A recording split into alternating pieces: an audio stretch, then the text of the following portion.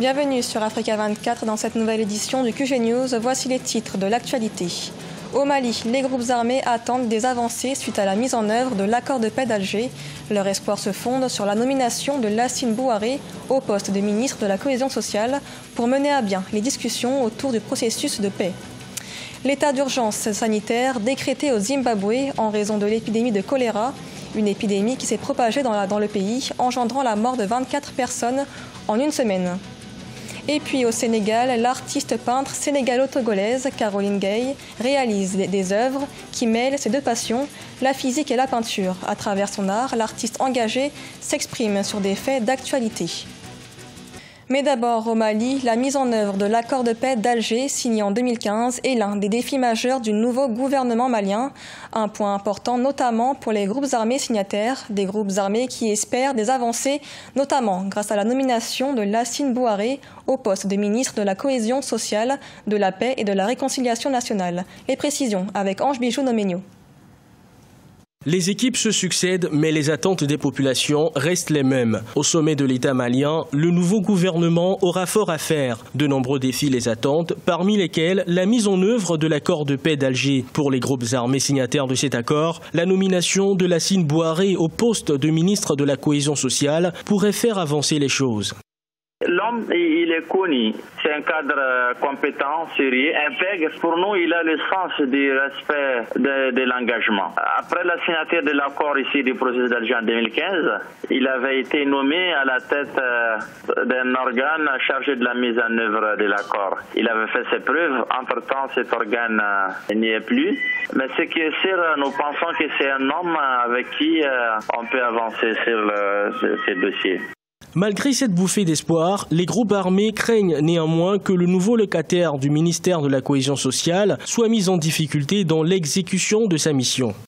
Ce qui est sûr, quelle que soit la volonté d'un homme, quand il n'a pas une équipe, quand il n'a pas un système, si vous voulez, qui nourrit la même dynamique, qui l'entretienne, ce n'est pas facile qu'il avance. Maintenant, nous osons espérer qu'avec le nouveau chef du gouvernement et puis toute l'équipe qu'il a su mettre en place, c'est l'outil qu'il faut, je crois, pour arriver à la mission. Depuis sa signature en 2015, l'accord d'Alger, censé ramener la paix au Mali, peine à s'appliquer. Les attaques se multiplient dans le nord comme dans le centre du pays, qui échappe au contrôle des forces maliennes, françaises et internationales. En Côte d'Ivoire, la campagne électorale des municipales et régionales débute le 28 septembre. Les candidats disposent de 14 jours pour convaincre les électeurs. L'annonce des dates intervient au lendemain de la publication des listes des candidats admis à concourir. 88 candidatures ont été retenues pour les élections régionales. Par ailleurs, plus de 6 400 millions d'électeurs sont attendus dans les urnes selon le gouvernement. Au Zimbabwe, le gouvernement prévoit de relancer le dollar zimbabwéen, une devise abandonnée il y a 10 ans au profit notamment du dollar américain. Cette réforme monétaire vise notamment à restaurer la confiance des investisseurs dans un pays où la dette publique atteint 2 milliards de dollars. Les précisions avec Solange Dubois. Entré ce mois de septembre 2018 dans le nouveau gouvernement du président Emmerson Mnangagwa, le ministre des Finances Mthuli Ncube a annoncé d'importantes réformes fiscales et monétaires. Parmi celles-ci notamment, la restauration du dollar zimbabwéen. Une des premières choses que nous allons faire est de reconstituer nos réserves. Car pour avoir une devise locale, il nous faut des réserves, une production, comme par exemple la production d'or qui fait partie des réserves. Devise officielle du pays de 1980 à 2009, le dollar du Zimbabwe avait été abandonné au profit des monnaies étrangères. Il avait en effet connu une hyperinflation. En cause, la situation politique instable du pays qui rendait alors les investissements étrangers assez rares. En 2009, c'est la plus faible monnaie frappée au monde. Le dollar zimbabwéen ne revient pas tout de suite, il y a des préalables. Il faut d'abord remettre l'économie en état de fonctionner, ce qui est déjà un gros travail. Il faudra aussi remettre en place des réserves pour pouvoir justement adosser la valeur de la monnaie à une valeur quelconque. Et donc c'est un long processus, et tout ça, ça va demander quand même des sacrifices. Il va falloir couper dans les budgets, il va falloir bloquer des salaires. Il y a tout un travail préalable que le ministre de l'économie et des finances devra mettre en place avant d'arriver à la réintroduction du dollar zimbabwéen. Pour accompagner le retour de la devise nationale, le ministre des Finances compte également renégocier la dette du pays avec ses créanciers, notamment avec la BAD ainsi que la Banque mondiale. À noter qu'en avril 2018, la dette publique du Zimbabwe s'est établie à 2 milliards de dollars, soit environ 90% de son produit intérieur brut. L'épidémie de choléra sévit une nouvelle fois au Zimbabwe. Le gouvernement a décrété l'état d'urgence le 12 septembre dans la capitale, Harare, après la mort de 24 personnes en une semaine, selon un dernier bilan. Le choléra, une épidémie fréquente dans le pays en raison de la déficience des systèmes de distribution des eaux. Un sujet de la rédaction. Le Zimbabwe est frappé par une épidémie de choléra et de fièvre typhoïde. L'état d'urgence a été déclaré dans la capitale Harare ce jeudi 12 septembre après la mort de 21 personnes. En une semaine, plus de 3000 cas de choléra ont été recensés. L'état d'urgence permettra, selon le gouvernement, de contenir la propagation de l'épidémie. Nous avons déclaré l'état d'urgence à Harare. Cela nous permettra de contenir le choléra, la typhoïde et tout autre type d'épidémie. Nous ne voulons pas de nouveaux décès. Les épidémies de choléra et de fièvre typhoïde sont fréquentes au Zimbabwe, où les systèmes de distribution et d'assainissement des eaux sont souvent déficients.